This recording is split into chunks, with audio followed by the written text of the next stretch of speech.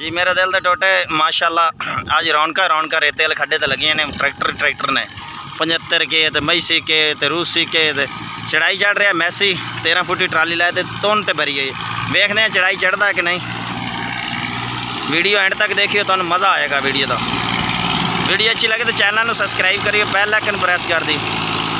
जी आ मैसी जी आ खेडा मिला तेरिया खेडा हाय हाय।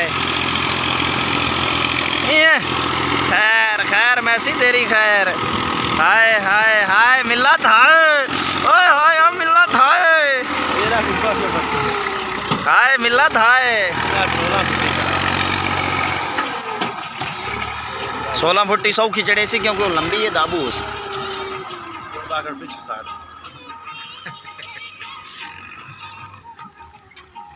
अस्सलामुअलैकुम गुड मॉर्निंग सुबह व खैर जी मेरे दिल दे टोटे। असी आए सी इत्थों टिब्बे तो रेता चुकन वास्ते भट्ठे वास्ते।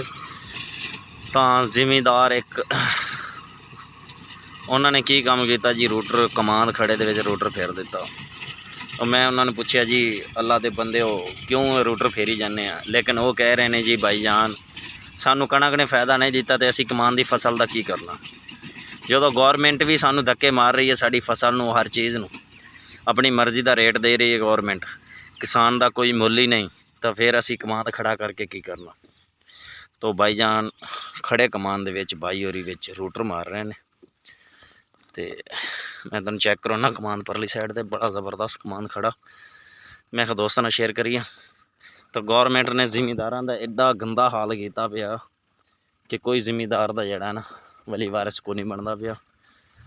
गौरमेंट नूं चाहिदा कि इन्हां जिमीदारां किसानां नूं कोई रिलीफ दिता जाए, इन्हां नूं कोई सबसिडियां अच्छी क्वालिटियां ते खादां ते दित्तियां जान, बिजली ते कोई इन्हां नूं दिता जाए। कमान तुसीं वेख सकदे हैं चंगा खड़ा, माड़ा कमान नहीं खलोता।